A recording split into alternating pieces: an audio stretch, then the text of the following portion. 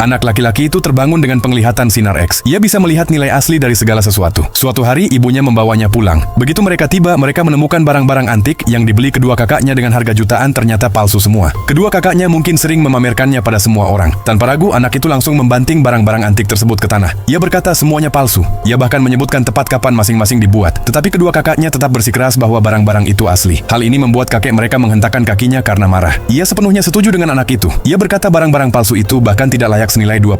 Kemudian anak itu mengaktifkan penglihatan sinar X-nya. Ia menemukan bahwa mangkuk anjing di rumah ternyata adalah sebuah harta karun. Ia segera membawa mangkuk itu kepada kakeknya. Ia berkata mangkuk itu bernilai $5 juta.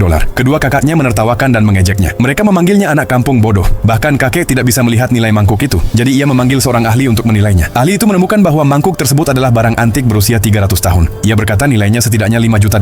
Lalu ahli itu menawar $7 juta untuk membelinya. Semua orang pun terkejut. Kakek kemudian mengeluarkan 3 amplop. Ia berkata setiap orang mendapat modal awal 300.000. Siapapun yang menghasilkan paling banyak di pasar barang antik akan menjadi pewaris keluarga. Anak itu pergi ke pasar barang antik. Dengan kekuatannya, ia bisa melihat nilai asli setiap barang. Setelah berkeliling, barang paling berharga yang ia temukan bernilai 1 juta. Tepat saat itu, ia melihat sebuah batu tinta di kios pedagang yang tak ternilai harganya. Anak itu segera mencoba membelinya, tetapi kedua kakaknya tiba-tiba muncul. Mereka merebut batu tinta itu dari tangannya. Namun mereka tidak tahu harta sebenarnya adalah batang tinta yang menjadi pasangan batu tinta tersebut. Ketika penjual mengatakan seluruh set itu berharga 900.000, kakaknya menolak membeli batang tinta. Mereka hanya membayar 600.000 untuk batu tinta. Setelah mereka pergi, anak itu memastikan batang tinta itu bernilai 5 juta. Ia membelinya seharga $3 saja. Kemudian mereka semua kembali kepada kakek. Kedua kakaknya mempersembahkan batu tinta itu untuk dinilai. Kakek berkata itu adalah barang langka dari 100 tahun lalu dan nilainya setidaknya 3 juta. Kedua kakaknya dengan bangga pamer pada anak itu. Mereka menertawakannya karena membeli batang tinta yang dianggap tidak berguna. Anak itu lalu berkata pada kakek bahwa batang tinta tersebut adalah barang kerajaan dari dinasti Ming 1000 tahun lalu. Nilainya setidaknya 5 juta di pasaran. Hanya satu tetes saja bisa mewarnai seluruh danau menjadi hitam. Kedua kakaknya berkata ia hanya mengarang cerita. Mereka melempar batang tinta itu ke danau. Sesaat kemudian danau buatan di taman berubah menjadi kolam tinta raksasa. Semua orang pun terperangah.